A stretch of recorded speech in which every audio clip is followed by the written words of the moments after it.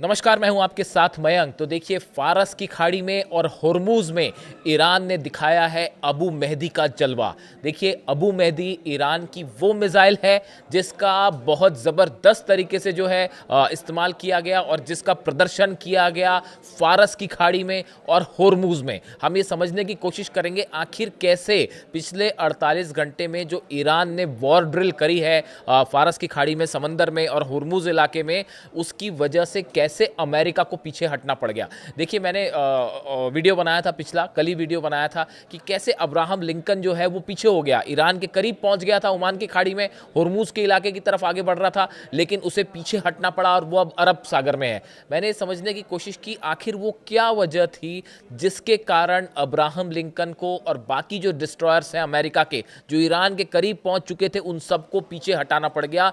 क्यों अमेरिका ने उन्हें पीछे हटाया? इसकी जो सबसे बड़ी वजह मुझे निकल के आई और मैंने बात की कई एक्सपर्ट से, इसकी सबसे बड़ी वजह थी ईरान की अबू मेहदी मिसाइल। अब ये अबू मेहदी मिसाइल की क्या खास बात है और कैसे इसका जो है ज़बरदस्त प्रदर्शन किया ईरान ने हुर्मुज़ में और फारस में, फारस की खाड़ी में, वो देखिए। सबसे पहली बात, अबू मेहदी जो मिसाइल है, इस मिसाइल की सबसे खास बात यह है कि ये समंदर के नीचे से फायर हो सकती है। ध्यान से समझिए आप कि आपने मिसाइल्स देखी, सरफेस से फायर हो रही हैं, एयर से फायर हो रही हैं, शिप के ऊपर से फायर हो रही हैं, लेकिन इस मिसाइल की खास बात यह है इसे समंदर के अंदर से यानी पानी के नीचे से फायर किया जा सकता है और ये सटीक निशाने पर जाके गिरेगी।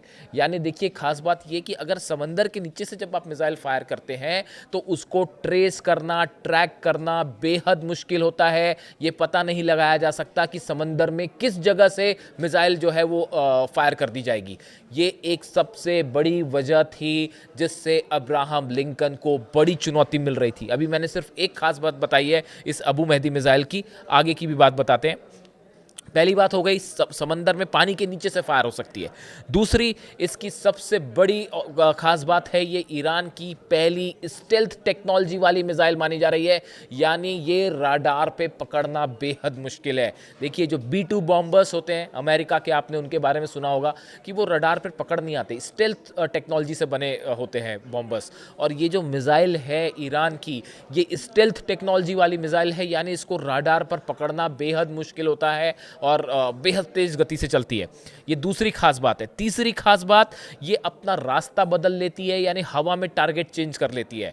देखिए, आपने मिसाइल फायर की, सामने से उसको इंटरसेप्ट करने के लिए मिसाइल फायर हुई, लेकिन ये अपना रास्ता बदल लेगी और अपना टारगेट चेंज कर लेगी। यानी ये एक ऐसी मिसाइल है जो कि हवा में अपने इसके लक्ष्य को जो है बदला जा सकता है। ये इसकी तीसरी खास बात है। इसकी चौथी खास बात, इसकी रेंज है 2500 किलोमीटर। आप अबू मेहदी मिसाइल अगर सर्च करेंगे तो आपको जनरली ये पता चलेगा कि 1000 किलोमीटर रेंज है, जबकि हकीकत ये है कि इस बार फारस की खाड़ी में जो मिसाइल टेस्ट किए हैं ईरान ने, अबू मेहदी मिसाइल जो टेस्ट किया है, इसकी जो लेटेस्ट इंफॉर्मेशन आ रही है कि इसकी रेंज है 2500 किलोमीटर। यानी कि ये वो रेंज थी जिसमें अब्राहम लिंकन उसकी जद में आ रहा था। ये एक बड़ा चैलेंज हो जाता अब्राहम लिंकन के लिए कि अगर ये मिसाइल्स फायर कर दी जाती। देखिए, एक और इसकी खास बात है जो खबरें छपी जिस तरह से, इट यूजेस आर्टिफिशियल, यही मिसाइल की बात हो रही है, अबू मेहदी मिसाइल की बात हो रही है, it uses artificial intelligence to alter its flight path and fly at low altitude. ये कहा जाता है कि ये एक तो एआई का इस्तेमाल करती है, इसकी पांचवी खास बात है, एआई टेक्नोलॉजी का इस्तेमाल करती है। ये बेहद कम ऊंचाई पर उड़ती है। देखिए, जो मिसाइल्स ऊंची ऊंचाई पे काफ़ी ज़्यादा अल्टीट्यूड पे उड़ती है और उसके बाद हमला करती है, उसको इंटरसेप्ट करना आसान होता है, लेकिन जो लो ऑल्टीट्यूड पे उड़ती है, बेहद तेज स्पीड और बहुत ही कम ऊंचाई पर उड़ती है, उसको ट्रेस करके डिस्ट्रॉय करना बेहद मुश्किल होता है। तो ये देखिए, आर्टिफिशियल इंटेलिजेंस हो गया, लो फ्लाई पे उड़ती है, इसकी पांचवी विशेषता। This range allows Iran to threaten vessels far beyond the Persian Gulf. इसकी जो रेंज है 2500 किलोमीटर बताई जा रही है, वो पर्सियन गल्फ गल्फ के अलावा फारिस की खाड़ी के अलावा भी जो दूर तक जहाज़ हैं उनको निशाना बना सकती है। यही वजह है, एक्सपर्ट्स जो बता रहे हैं, जो मैंने रिसर्च की, मैंने कुछ एक्सपर्ट्स से बात की कि भाई अचानक ऐसा क्या हुआ कि जो है तुरंत अमेरिका को अपने जितने वेसल्स हैं वो पीछे खींचने पड़ गए, खासतौर पर अब्राहम लिंकन को पीछे ले जाना पड़ा। देखिए, ये कहा जाता है कई बार कि अमेरिका के पास तो थार्ड है, पेट्रियाट है, ऐसे कई तमाम एंटी मिसाइल सिस्टम्स हैं कि ईरान की मिसाइल्स को रोकने के लिए, और कई लगा भी दिए गए और वो चाइना ने उनके सबके नक्शे भी भेज दिए कि कहाँ कहाँ लगे। लेकिन जो एक्सपर्ट्स बताते हैं, जो मिसाइल टेक्नोलॉजी के एक्सपर्ट्स हैं, वो ये बताते हैं कि एक तो पहली बात ईरान की मिसाइल के बारे में आप कुछ भी प्रिडिक्शन नहीं कर सकते। वो 5 डिफेंस सिस्टम लगे थे इसराइल में, आयरन डोम लग गया था, एरो लग गया था, थार्ड लग गया था, पेट्रियाट लग गया था और डेविड स्लिंग लग गया था। 5 सिस्टम को भेदते हुए ईरान की मिसाइल्स गिरी थी इसराइल पर। ये बात अमेरिका के डिफेंस एक्सपर्ट्स अच्छी तरह से समझते हैं। कोई गारंटी नहीं है कि ईरान ने अगर अबू मेहदी मिसाइल मार दी समुंदर से तो उसको आपने एक साथ मान लीजिए 40-50 मिसाइल फायर हो जाएं अब्राहम लिंकन पर, तो बचाना मुश्किल हो जाएगा उसके लिए। तो ये जो है, ये बात को ध्यान में रखते हुए अब्राहम लिंकन को पीछे खींचा गया और उसको एक ऐसी पोजीशन पे लाया गया कि वो 2500 किलोमीटर वाली जो रेंज है उससे दूर रहे, ताकि अचानक अगर ईरान ने हमला कर दिया। और देखिए, इसलिए उसको पीछे खींचा। ईरान कहाँ मानने वाला। जो खबरें आई हैं नई, जिसको लेके सेंट्रल कमांड जो है अमेरिका की, उसने आपत्ति भी जताई कि भाई ऐसा मत करिए, वो ये है कि ईरान के जो ड्रोन्स हैं, वो जब अब्राहम लिंकन आया तो पहली बात तो ईरान के जो ड्रोन है वो मंडराने लगे, उनकी फ़ोटो खींचने लगे जहाज़ों की, ऐसी कई फ़ोटो भी बाहर आई और वो आसपास सर्विलांस करने लगे। तो अमेरिकन जो नेवी है वो इस बात से परेशान कि भाई ऊपर ईरान के ड्रोन मंडरा रहे हैं, ऊपर ड्रोन मंडवा रहे हैं, वो सब कामकाजी ड्रोन की सीधा आके गिर जाए, अपने साथ वो पेलोड लेके आए हैं, हथियार लेके आए हैं, वो गिरा दे तो समस्या। तो वो मंडरा रहे थे, तो सेंट्रल कमांड ने कहा कि पहले इसको बंद करिए। उस पर मैंने वीडियो भी बनाया कि आप हमारे ऊपर मंडराइए। जब उन्होंने पीछे खींचा अब्राहम लिंकन को, जब उन्होंने अरब सागर में वापस ले आए, तो उसको भी फॉलो किया ईरान के जो ड्रोन से उन्होंने, यानी उसको बाकायदा छोड़ के आए ओमान की खाड़ी से। फारस की खाड़ी, जो हॉर्मुज इलाका है, ओमान की खाड़ी वाला जो इलाका है जहाँ पे ये जहाज़ पहुँच गया था, जब वो पीछे हटना शुरू हुआ तो ईरान के ड्रोन बाकायदा उसको फॉलो करते रहे, ऐसी खबरें आ रही है। और वो बाकायदा उसको छोड़ के आए कि अरब सागर तक पहुँच गया, उसको फॉलो करते रहे, ऐसी भी खबरें। तो देखिए, कुल मिला के जो बात मैं कहना चाह रहा हूँ ये कि इस बात को, अगर आप जब वॉर की बात होती है, वॉर टेक्नोलॉजीज़ की बात होती है, मिसाइल्स की बात होती है, तो हर बारीकी पे नज़र रखी जाती है।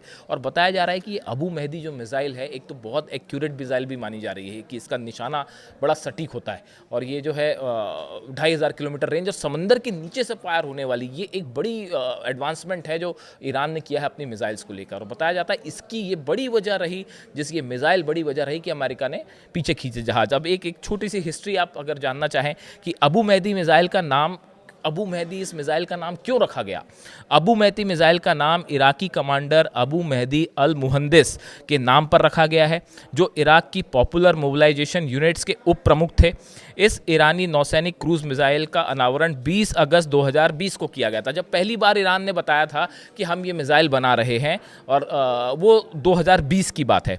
और गौर करने वाली बात, जिससे ये जो इनकी बात हो रही है, अबू मेहदी अल मुहंदिस जिनकी बात हो रही है, अबू मेहदी अल मुहंदिस, इनके नाम पर ही ये मिसाइल रखी गई है। ये इराक के कमांडर थे, और ये जो हैं कासिम सुलेमानी साहब जो थे, जो शहीद हुए इराक में, अमेरिका ने हमला किया था और उस हमले में वो शहीद हुए थे, और उनके साथ ये भी मौजूद थे, और इनकी भी मौत उसी हमले में हुई थी। और जिसके बाद जो है अली खामेनी साहब ने भी जब बयान दिया था, कासिम सुलेमानी साहब की जब शहादत हुई, उसके बाद जो है बयान आया था अली खामेनी साहब का, तो उन्होंने इनका भी जिक्र किया था, अबू मेहदी अल मुहंदिस जो है, इनका भी जिक्र किया था। उन्होंने कहा था ईरानी राष्ट्र महान मेजर जनरल सुलेमानी और उनके साथ शहीद हुए अन्य शहीदों, विशेष रूप से महान अबू मेहदी अल मुहंदिस की स्मृति का सम्मान करेगा, और मैं पूरे देश में 3 देशों के शोक की घोषणा करता हूं। मैं उनके परिवार के प्रति संवेदना और सहानुभूति व्यक्त करता हूं। ये बयान आया था अली खामेनी साहब का जब कासिम सुलेमानी साहब की शहादत हुई उसके बाद, और उनके साथ ये भी मौजूद थे इराक के कमांडर। और इन्हीं के नाम पर ईरान में देखिए जितने मिसाइल्स हैं, ड्रोन्स हैं, अगर आप ने कभी देखा हो तो जो कमांडर्स शहीद हुए वो अपने शहीदों का हमेशा सम्मान करता है ईरान, और किसी ना किसी मिसाइल का नाम, किसी ड्रोन का नाम, किसी जेट का नाम उनके ही नाम पर रखे जाते हैं। तो ये जो अबू मेहदी मिसाइल है, बताया जा रहा है कि इराक के जो कमांडर थे जो हमेशा ईरान के साथ रहे और अमेरिका खिलाफ हमेशा वो लड़ाई करते रहे, उनके नाम पर, उनके सम्मान के तौर पर ईरान ने इसका नाम रखा था। अब देखिए, जैसी कि खबरें हैं पिछले कुछ समय में कि अमेरिका और ईरान के बीच में बातचीत की स्थिति बन रही है, और ये कहा जा रहा है कि आने वाले शुक्रवार को बातचीत हो सकती है इस्तांबुल में। लेकिन अभी इसमें बड़ी सारी चीज़ें हैं जो बीच में हैं, और एक नई खबर आनी शुरू हो गई है जिसको लेकर हम अलग से वीडियो करेंगे कि एक बार फिर इजराइल, ऐसा बताया जा रहा है, कुछ जगह ऐसी चर्चाएं हैं कि अचानक इजराइल में बड़ा मिलिट्री मूवमेंट और एयर फाइटर जेट्स की तैयारी शुरू हो गई है। तो यानी क्या अमेरिका पीछे हुआ और क्या इजराइल के जरिए हमले का प्लान है? इस तरह की भी बातें सामने आ रही हैं। इससे जुड़ा जो भी अपडेट होगा मैं अगले वीडियो में आप तक ज़रूर पहुँचाऊँगा। ये वीडियो आपको कैसा लगा कमेंट करके ज़रूर बताइए। Thank you so much.